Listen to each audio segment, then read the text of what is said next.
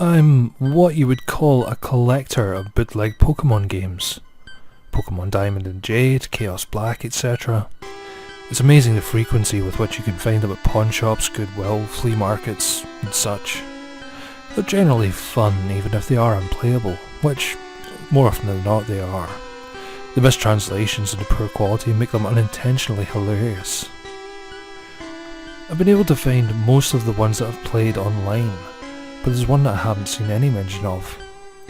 I bought it at a flea market about 5 years ago. Here's a picture of the cartridge in case anyone recognises it.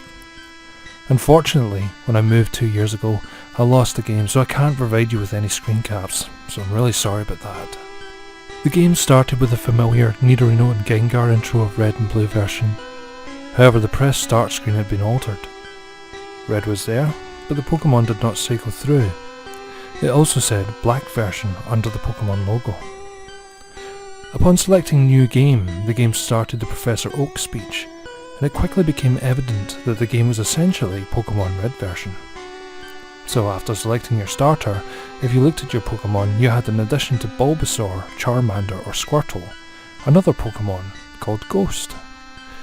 The Pokemon was at level 1, and it had the sprite of the ghosts that are encountered in Lavender Town before obtaining the Sliff Scope. It had one attack: Curse. I know there's a real move called Curse, but the attack did not exist in Generation 1, so it appears to have been hacked in. Defending Pokemon were unable to attack Ghost. It would only say that they were too scared to move. When the move Curse was used in battle, the screen would cut to black, and the cry of the defending Pokemon would be heard, but it was distorted, played at a much lower pitch than normal. The battle screen would then reappear, and the defending Pokemon would be gone. If used in a battle against a trainer, when the Pokeballs representing their Pokemon would appear in a corner, they would have one fewer Pokeball. The implication was that the Pokemon had died. What's even stranger is that after defeating a trainer and seeing Red receives $200 for winning, the battle commands would appear again. If you selected Run, the battle would end as it normally does. You could also select Curse. If you did, upon returning to the overworld, the trainer's sprite would be gone. After leaving and re-entering the area, the spot where the trainer had been would be replaced with a tombstone, like the ones at Lavender Tower. The move Curse was not usable in all instances. It would fail against Ghost Pokemon. It would also fail if it was used against trainers that you would have to face again, such as your rival or Giovanni. It was usable in your final battle against him, however. I figured this was the gimmick of the game, allowing you to use the previously uncapturable ghosts, and because Curse made the game so easy, I essentially made it through the whole adventure.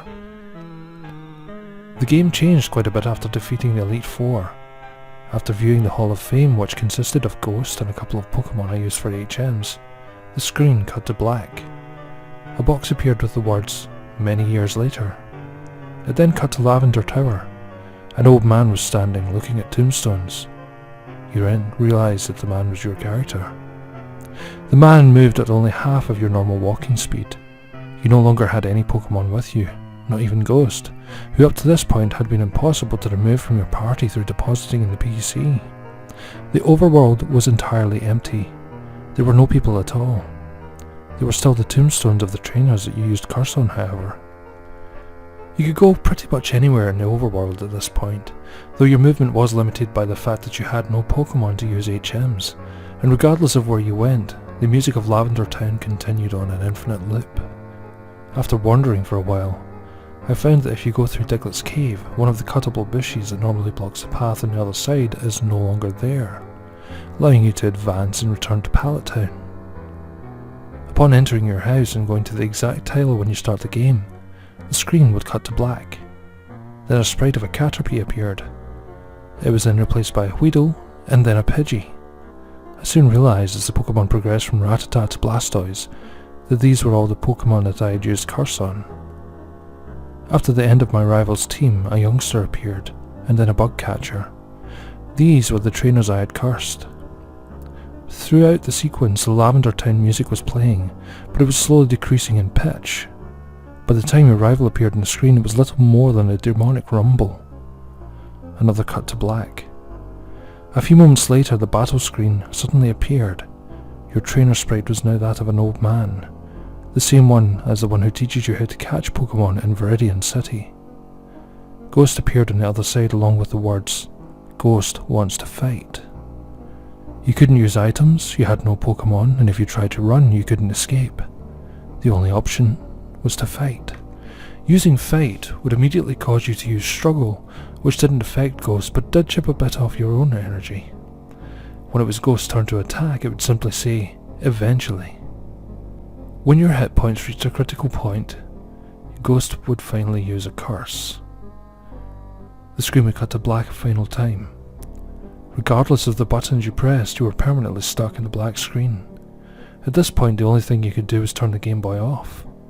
When you played again, New Game was the only option. The game had erased the file. I played through this hack game many times, and every time the game ended with this sequence. Several times I didn't use Ghost at all, though he was impossible to remove from the party. In these cases, it did not show any Pokemon or trainers and simply cut to the climatic battle with Ghost. I'm not sure what the motives were behind the creator of this hack. It wasn't widely distributed, so it was presumably not for monetary gain. It was very well done for a bootleg. It seems he was trying to convey a message, though it seems I am the sole receiver of it.